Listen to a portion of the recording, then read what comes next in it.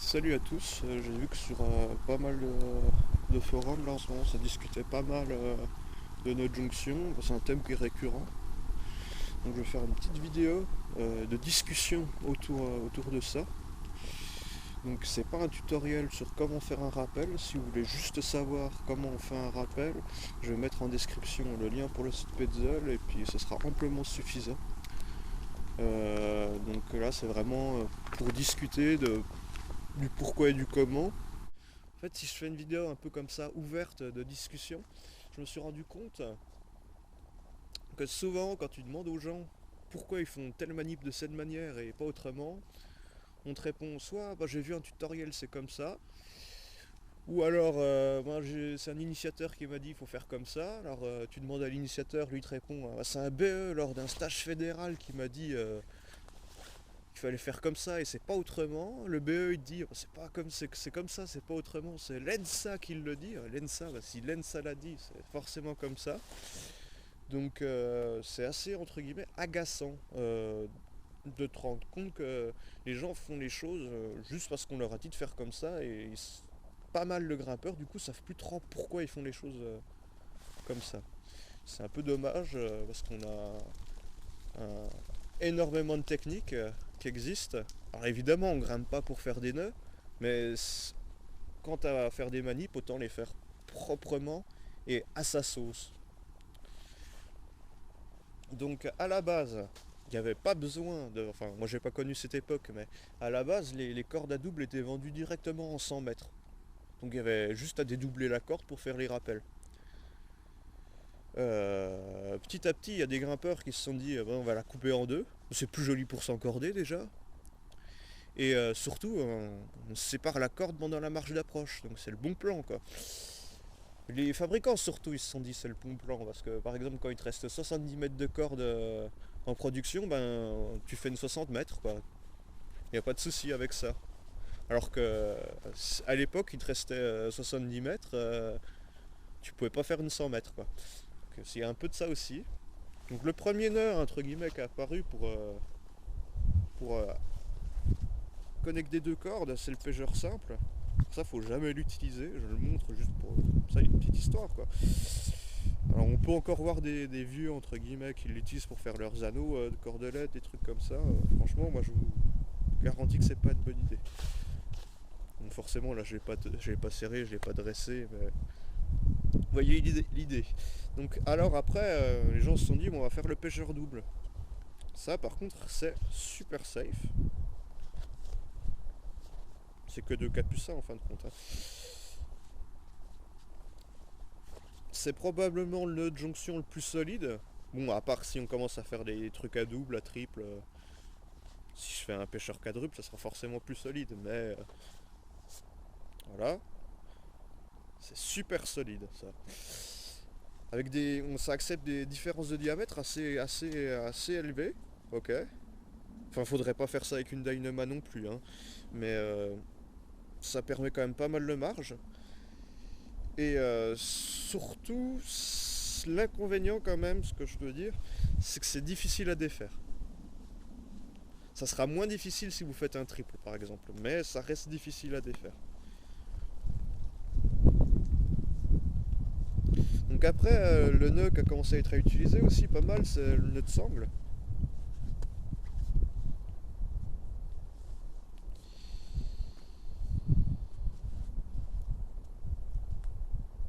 Bah, c'est le même nœud qu'on utilise pour faire les anneaux de sangle. Hein. Si vous achetez pas vos anneaux tout fait. Hop. Voilà, donc c'est une jolie gueule. Alors ça, c'est un point qui est important. Euh, J'en parle là comme ça, parce que c'est le moment. Quand on fait un nœud, on essaye de faire que les deux brins qui sont en tension soient au même niveau. Je me retrouve pas avec un truc de travers comme ça qui charge bizarrement le nœud. J'ai les deux brins gauche qui sont bien à l'intérieur, ok. Donc le problème avec ce nœud, c'est que si il se prend contre une aspérité, je le défais un petit peu pour que ce soit plus facile. s'il se prend contre une aspérité, il se défait directement. Ok. Et ça, il y a eu plein d'accidents. Le dernier, c'était cet été. C'est un guide, hein, comme quoi c'est pas le diplôme qui rend invincible entre guillemets, qui s'est tué comme ça. Il s'était fait une vache avec une sangle. Et voilà, il a frotté contre quelque chose et puis l'anneau s'est ouvert. Donc c'est assez terrible, mais ce type d'accident là, il revient assez fréquemment en fin de compte. Donc ça à proscrire, et en plus c'est difficile à défaire le nœud de sangle. Donc la suite logique du coup c'est de faire un 8, tout simplement. Hein. Ça par contre, il n'y a pas le problème que ça se défait tout seul. Et en plus c'est beaucoup plus facile à défaire. Ok.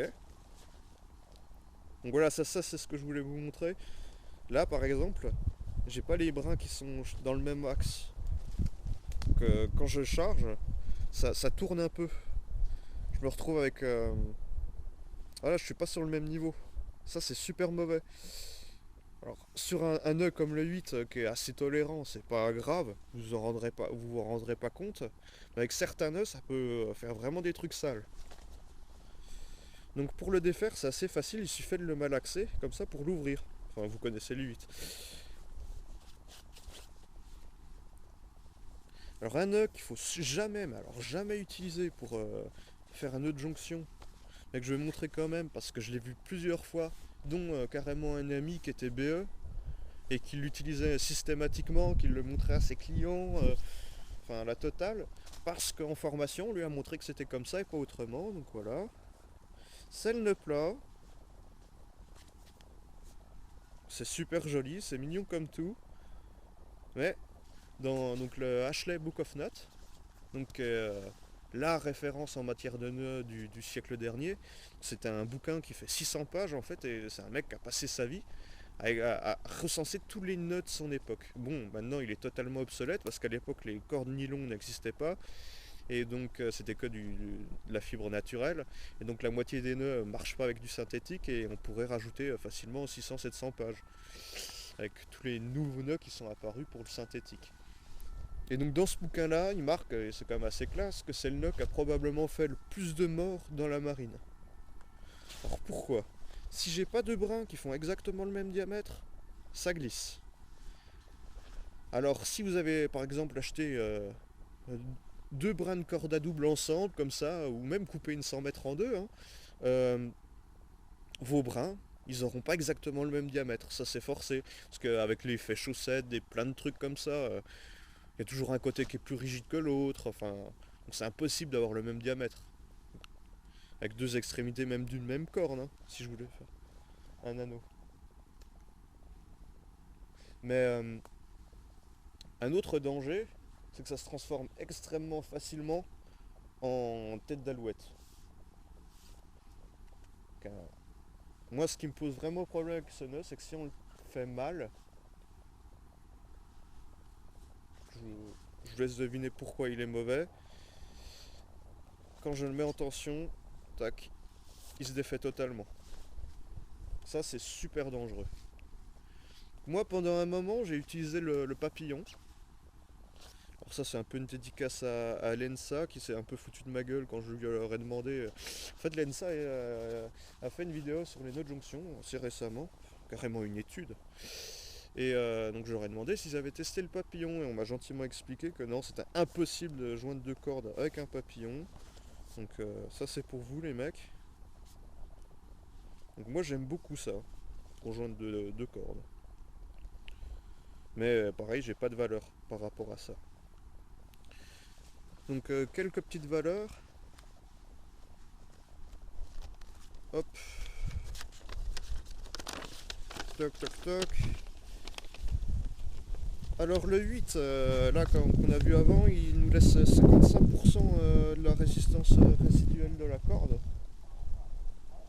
Ce qui est carrément super honorable. Alors en général, un nœud quand on le connaît pas, faut considérer qu'il laisse la moitié de la résistance, ok. Donc ça c'est des valeurs qui me sont données par le DPMC, donc c'est le bureau qui gère les travaux sur corde en fait. Donc c'est des valeurs qui ont été faites avec des cordes statiques, ça sera pas exactement la même chose avec une dynamique. Mais de toute façon, si je teste deux cordes différentes, j'aurai forcément pas les mêmes valeurs. Pas, c'est dû à différentes choses, par exemple au pourcentage de gain ou des choses comme ça, hein. Puis de toute façon même, par exemple, la vitesse de traction, enfin le protocole s'il est différent, je vais trouver des valeurs différentes. Et tous les nœuds ne réagissent pas pareil en fait, selon le protocole. Donc le pêcheur double, il nous donne une résistance résiduelle de 70%. Donc c'est vraiment, vraiment énorme pour un nœud. Donc ouais, nœud de sangle, alors j'ai un accident en 97, un en 99. Enfin voilà, il y a pas mal d'accidents. Voilà. Donc, pour en revenir à nos moutons, ça, tous les nœuds que je vous ai montrés, là, pour le moment, ils sont dans l'axe. Ok? Ils sont dans le même axe. La charge respecte le nœud, entre guillemets. L'inconvénient de ça, c'est que ça va venir plus facilement, enfin c'est ce qu'on dit, coincer dès qu'il y a une arête. Ok?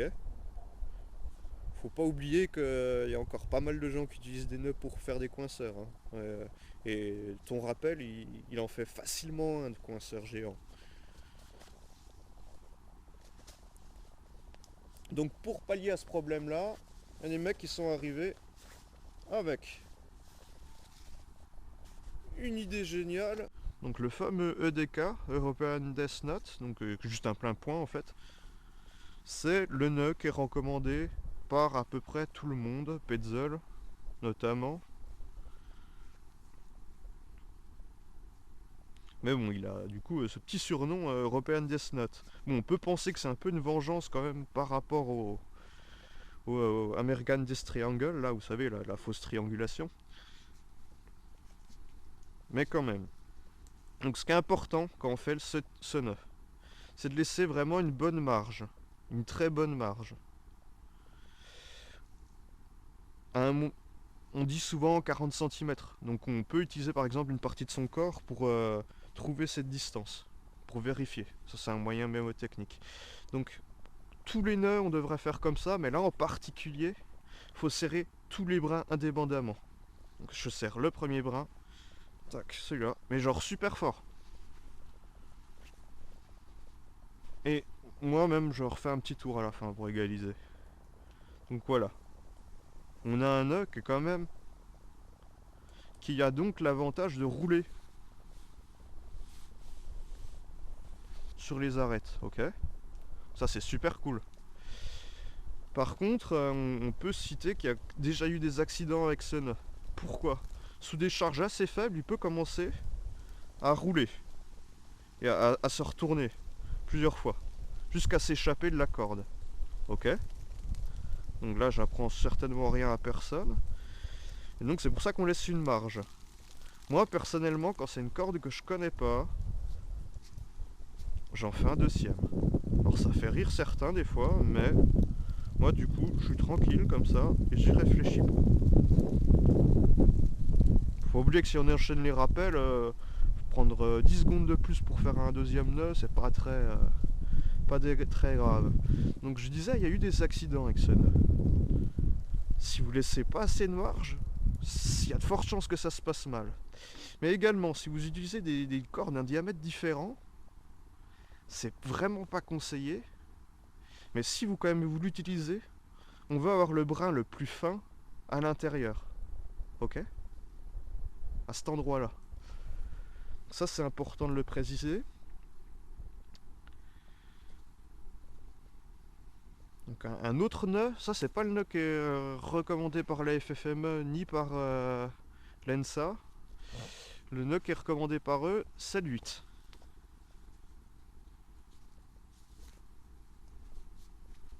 Donc pareil, on serre les 4 brins, machin machin. Pareil, ça évite que ça s'accroche partout. Par contre, alors là, celui-là, dans plein de pays, il est presque, je dirais, interdit. Enfin, on le dessine avec des têtes de mort à côté. Ce nœud-là, il roule beaucoup plus vite. Donc là, pareil, si vous n'avez pas laissé de marge, vous êtes foutu. Là, je mettrai en lien des valeurs pour une étude. La valeur la plus basse qu'on a trouvée, qu'ils ont trouvée pour le moment à partir duquel il commençait à partir en couille, sur une vieille corde, donc une corde qui était usée, c'était 50 kilos. C'est extrêmement faible. Mais ce qui est sadique, vous allez me dire, oui, mais donc moi j'ai déjà fait le nœud pas tendu, tout ça, et j'ai pas eu de problème. Ce qui est sadique, c'est que 50 kilos en rappel, vous vous en rendez pas compte, ça va pas tourner. Pourquoi? Quand je fais un rappel, je suis à double. Donc j'ai seulement la moitié de mon poids sur le nœud. Enfin, il y a seulement la moitié de mon poids qui passe dans ce bras-là. Donc si vous faites pas 100 kilos, ça passe. Vous en rendrez pas compte. Alors un justificatif, il y a une vidéo de l'ENSA comme ça qui montre plein de notes jonction. Je mettrai aussi en lien. Et ils nous disent, genre un nœud qui tournait à 200 kg, ça reste suffisant pour faire un rappel. Moi je suis pas d'accord avec ça. Parce que premièrement, hein, déjà ça peut arriver d'utiliser son rappel quand même, enfin qui ne l'a jamais fait, juste pour se déplacer sur la vire, pour aller voir si je suis au meilleur endroit pour descendre. Là vous faites vous glissez, vous pouvez bien faire un beau choc sur votre nœud, donc 200 kg c'est pas énorme. Autre cas, je suis en Alpi, je me prends une avalanche pendant le rappel, parce que les rappels c'est toujours dans des couloirs à la con. Je me prends une avalanche, je vais lui mettre plus que 200 kilos dans la gueule au nœud. Donc faut pas raisonner en disant oui bah, bon, dans un rappel on met pas plus de 110 kilos d'effort même en sautant. Non, c'est absolument faux, c'est un raisonnement qui est assassin je trouve. Enfin bon, ça c'est comme mon avis. Alors par rapport à tout ça, il y a des solutions aussi qui ont été proposées. Donc je vous montrais le, le pêcheur double. Il y a une solution avec le pêcheur double.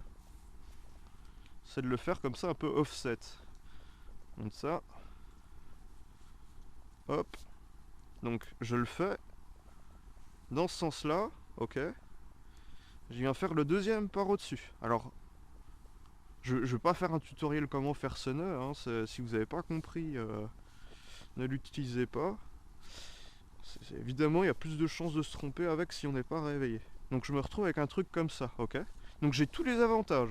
J'ai un truc solide comme le... C'est assez solide, ça a été testé ça, j'ai plus les valeurs, mais c'est assez solide.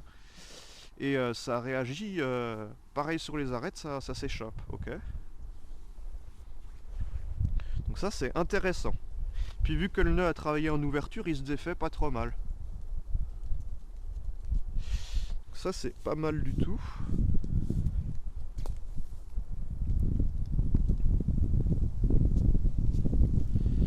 Et il y a un autre nœud, c'est un peu entre guillemets la conclusion de ce chapitre, qui est maintenant enseigné dans pas mal de pays, c'est le double plein point. Je fais comme si je voulais faire un plein point et je fais un tour de plus.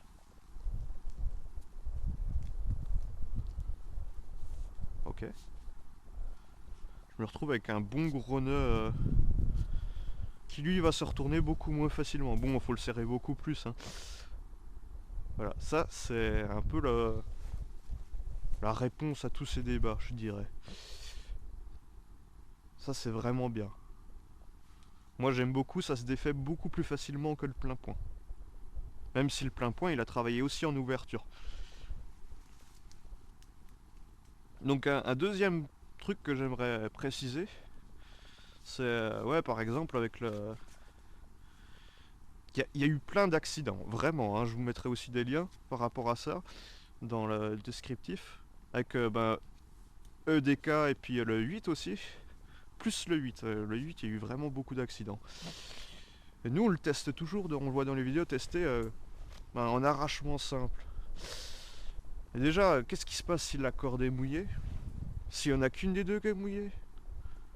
Si mon œil se retrouve embuté, que ça appuie bizarrement, que ça chevauche le... Il peut se passer plein de trucs avec ce nœud. Bon.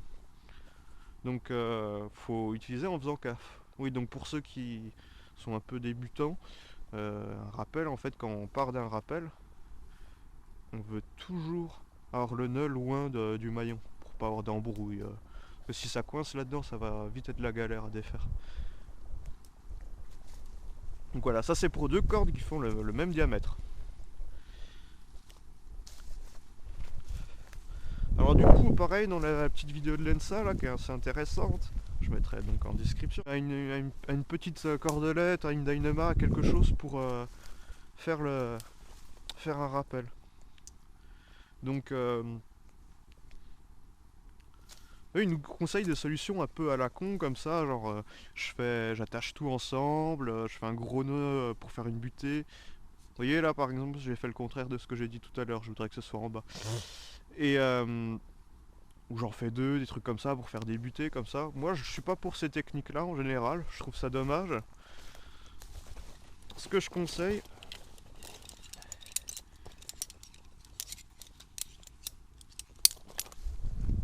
c'est d'utiliser, alors déjà pour faire la jonction, il n'y a pas de honte, mais vraiment il n'y a pas de honte à faire un 8 ou une queue de vache, ce qu'on veut, n'importe, hein. Faire un nœud, une boucle, puis à faire la jonction avec une deuxième boucle. Il y a vraiment pas de honte à faire un truc comme ça. Bon là je fais un nœud de chaise parce que j'ai envie de faire un nœud de chaise, mais genre peu importe le nœud quoi. Donc c'est à peu près décent pour l'escalade. Il y a pas de honte, mais même pour 2 cordes du même diamètre, hein, à utiliser. Juste 2 boucles, hein, ça marche, il y a pas de souci avec ça. Vraiment, il n'y a vraiment aucun souci à faire ça. Là, par exemple, ça marcherait, là, pour... je mets ma dynama au bout, si elle glisse, ben, au pire, ben, je paume ma corde, quoi, je suis obligé de remonter dessus, mais c'est pas grave, quoi. Moi, ce qui m'avait pas mal choqué dans cette vidéo aussi, c'est... il y a eu pas mal d'accidents aux États-Unis, justement par rapport à ces techniques où tu fais un gros blocage comme ça, machin, avec des glissements, des choses comme ça. Et pas mal aussi avec des gros maillons, où ça finit par passer dedans. Donc ce qui est franchement pas mal, vraiment un vrai plus en sécu, ben, c'est de rajouter un skiff quoi. Alors évidemment ça va rajouter du frottement. Il y a des gens ils font ça aussi, hein. Ils mettent juste le skiff dedans pour être sûr que ça passe pas quoi dans le maillon, il y a moins de chances que le skiff y passe quoi. Mais donc ouais, ça c'est super safe quoi. Et à ce moment là il n'y a pas besoin de retricoter le nœud dedans quoi, je peux juste attacher le nœud au skiff quoi. Ça c'est super safe quoi. Et même si du coup j'avais une cordelette vraiment super fine quoi. À un moment je faisais des rappels avec la paracorde avec la descente de parapente. Ça marchait super bien. Voilà.